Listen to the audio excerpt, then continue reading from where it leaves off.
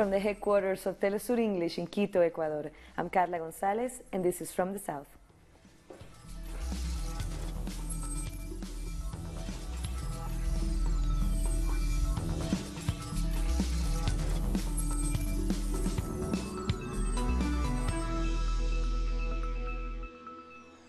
We start with Venezuela, where President Nicolás Maduro has officially launched the Petro, the cryptocurrency aimed at beginning a new economic era in the country.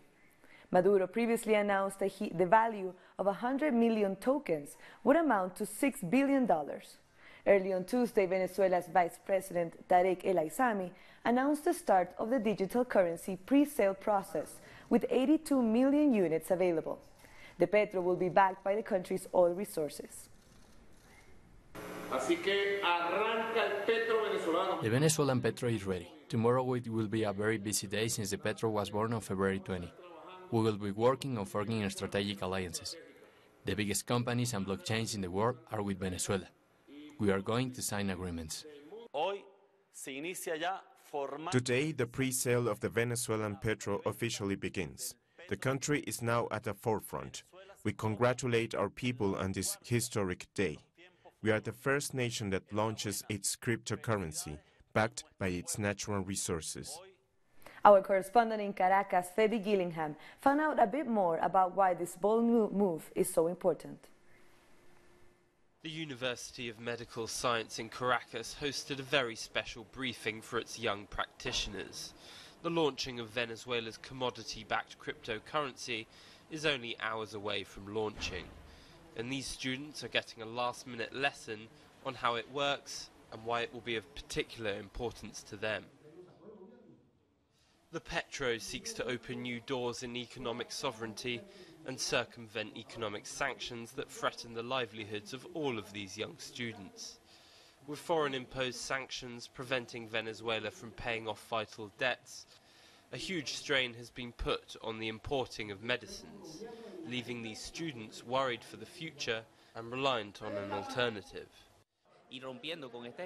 Breaking with the hegemony of the dollar, we can do transactions as person or as a government, to guarantee the primary materials so we can deliver medicine to our people. Venezuela's President Nicolás Maduro announced the economic move only 2 months ago. His government have been at the brunt of what they call an economic war waged by Washington and some of its allies. Debt refinancing has become almost impossible under current conditions, but the Petro seeks to overcome this financial blockade. Our major partners and commercial allies are interested to participate due to the oil. OPEC is interested in creating a cryptocurrency for commercial oil exchange. This is a tendency. We don't have to be afraid of it. This is a revolutionary way of payment. We are eliminating the intermediaries, destroying the financial monopolies and oligopolies dominated by the United States.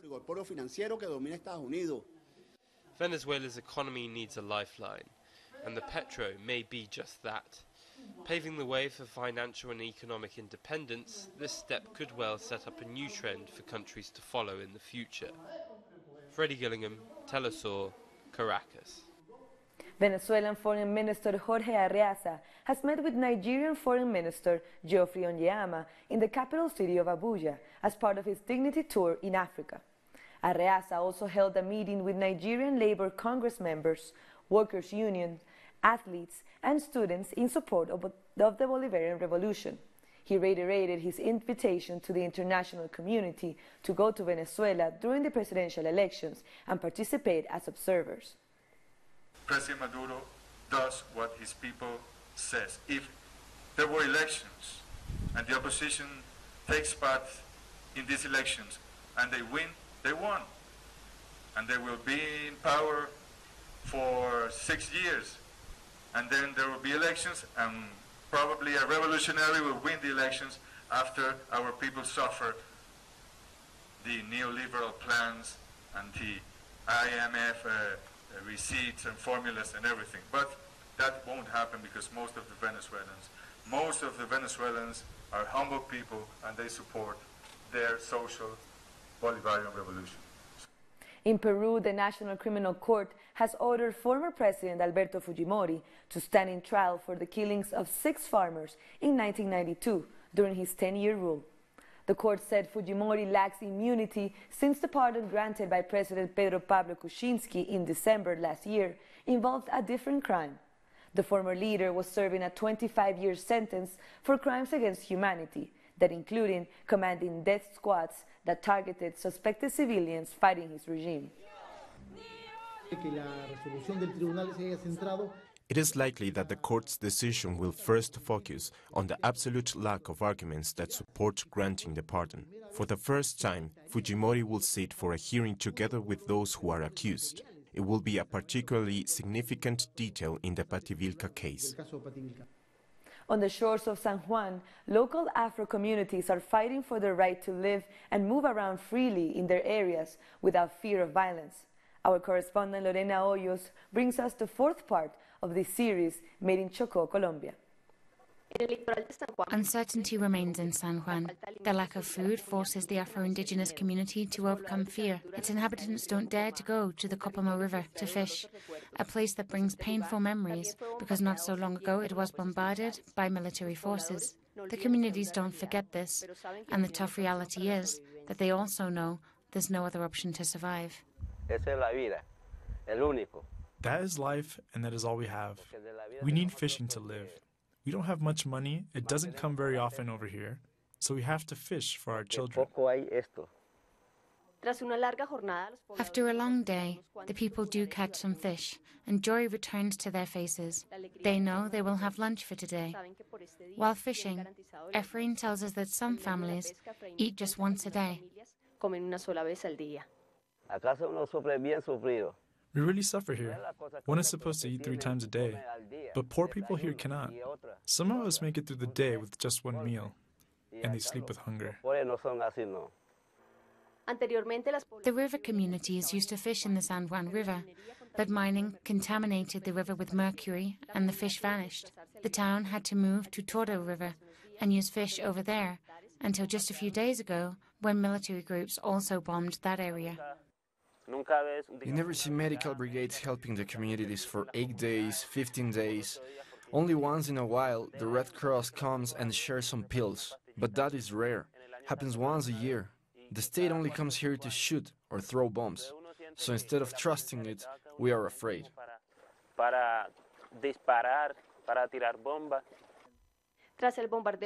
After the bombing, the community decided to resist in the territory. But a year ago, the story was different. At that time, the clashes and crossfire forced 16 Wunan families to flee over Buenaventura. Toro's government shows us the abandoned houses.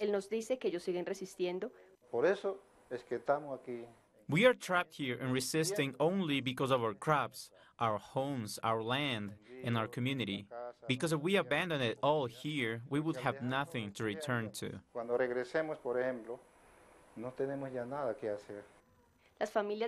Expelled families want to return, but the bombings have raised the level of fear.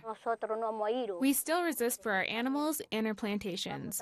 If we run away, the government won't help us at all. People on the shores of San Juan fight to stay in their territory.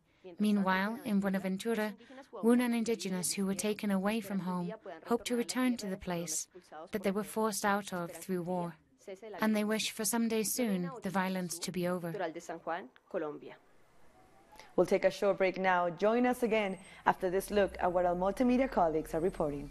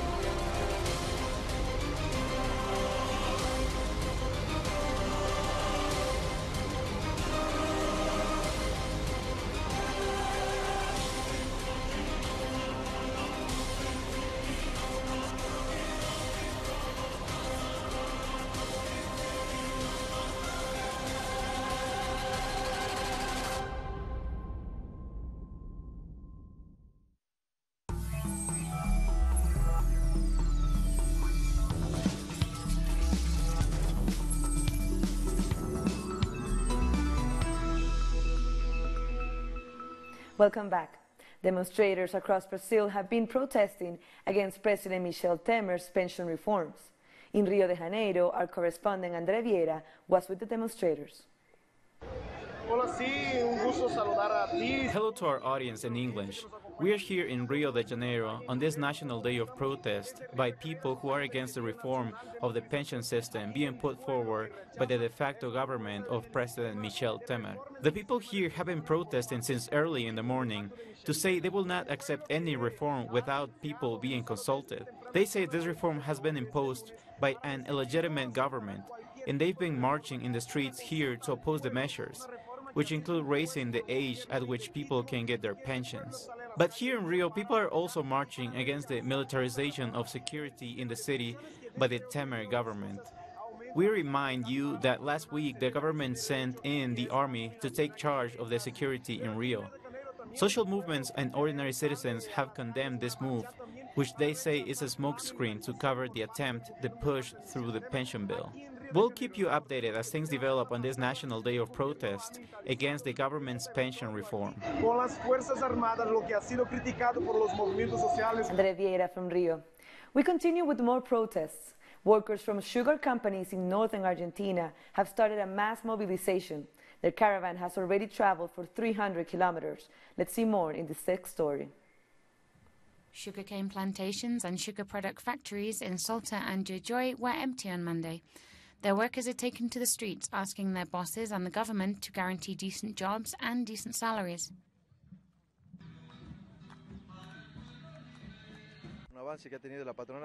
Many workers who support this protest have been fired. We have 180 in Tabacal, 330 in La Esperanza, 30 in Ledesma, and a crisis prevention process in Campos Santos, where San Isidro is located. 700 workers live there and don't know what will happen to them. Legal action has already been taken against these protests. Already at the end of 2017, workers from La Esperanza were repressed and 26 were arrested. Since December, 338 workers have been dismissed. We've been protesting for more than 20 days in the streets, fighting for our respective rights and to bring back our workmates. We've been treated as criminals by the government of Gerardo Morales. Sugar company workers are the main economic force in the towns and cities in this area. Closing these companies would be critical for the region.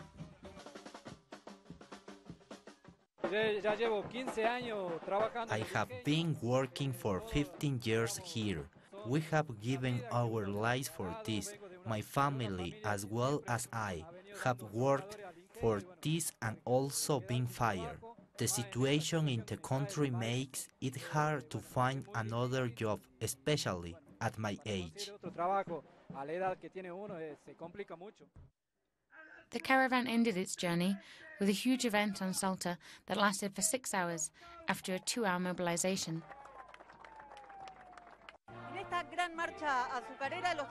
The sugarcane workers' march have told their bosses that they are not willing to lose the rights that they have fought so hard for over the last years.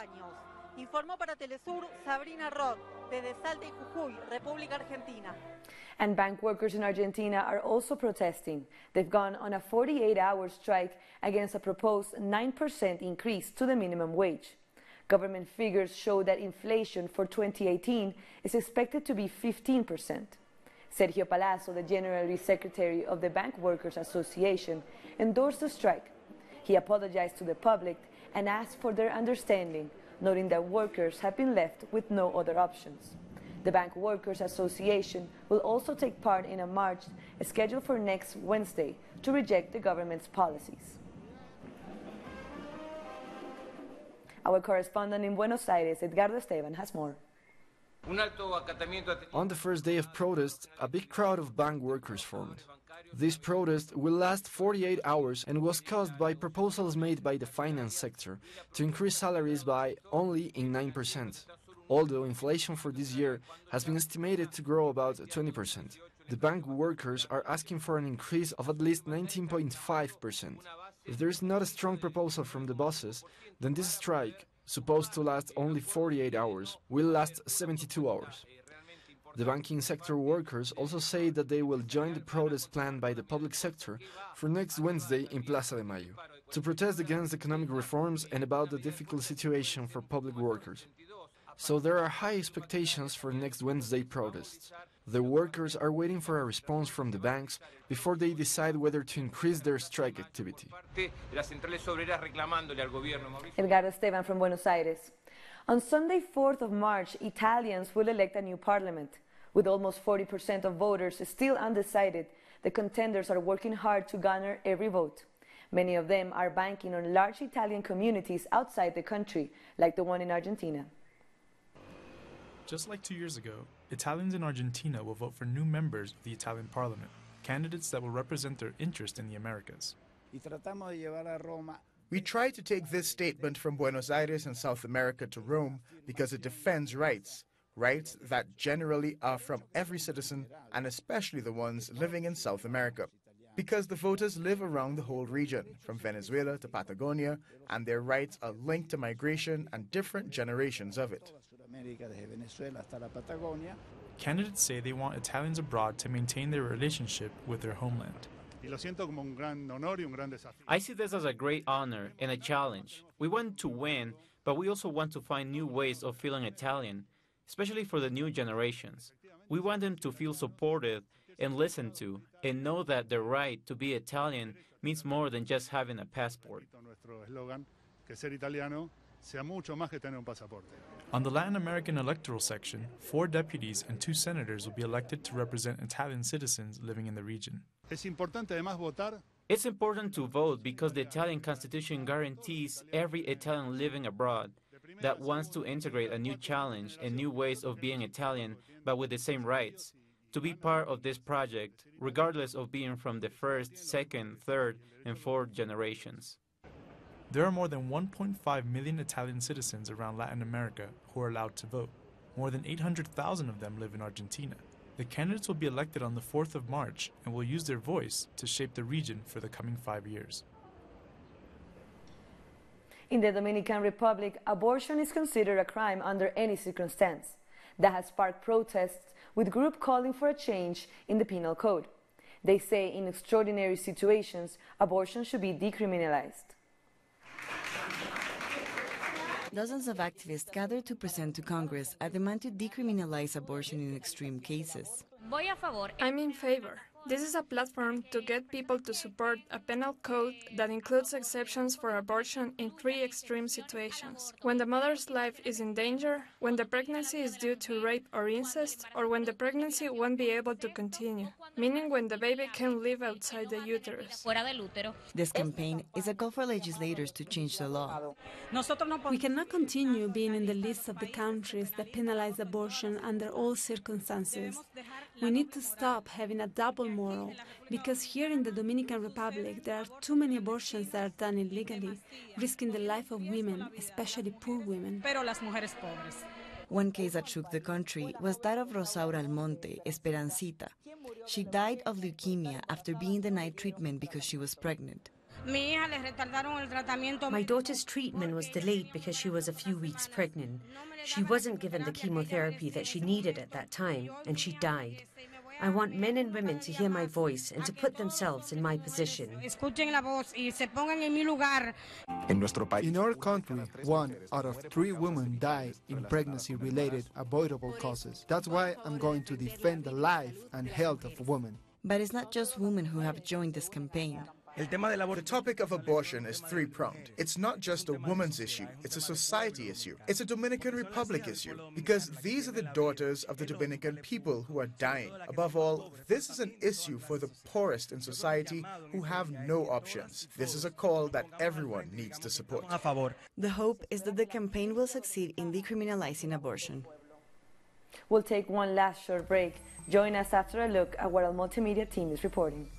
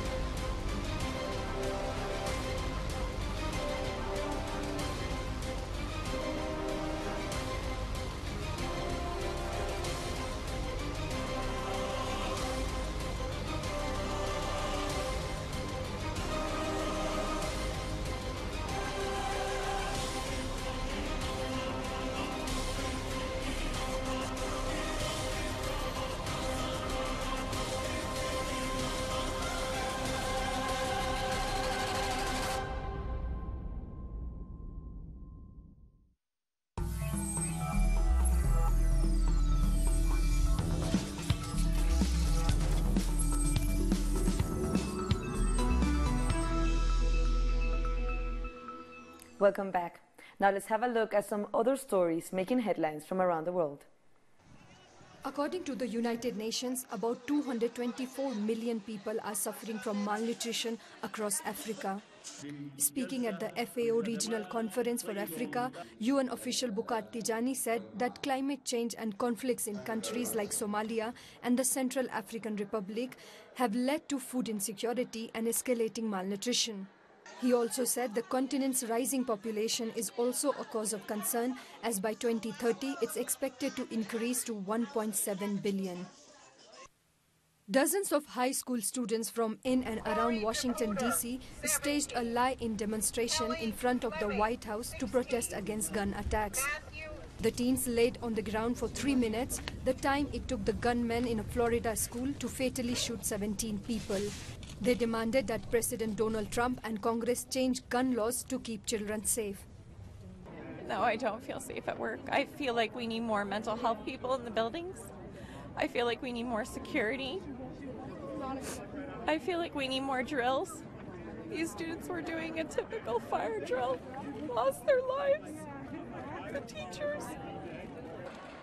At least 17 people have been killed in Mozambique's capital Maputo after a garbage dump collapsed, burying people and the nearby houses. Heavy rain is believed to have moved the rubbish mound, trapping the people who were sleeping at the time of the incident. Mozambique's emergency service has warned there could be more victims under the vast waste pile. The government should close this landfill and mobilize people to move out from here, because this is a big area. The houses are in water now. The Mount Sinabung volcano in Indonesia has erupted, shooting plumes of smoke and ash as high as 7 kilometers. Several villages around it have been covered in thick layers of ash. The visibility in the area was reduced to about 5 meters, and the airlines flying in the region have been issued a code red notice. No casualties have been reported so far. Another giant underwater cave has been found in Tulum, Mexico. Archaeologists believe it is the biggest flooded cave on the planet and could shed more light on the ancient Maya civilization. The cave is 347 kilometers long and was explored by the underwater archaeologists of the Gran Acuífero Maya project. The explorers believe more research in the cave would help them understand the development of the rich Mayan culture in the region before the Spanish conquest.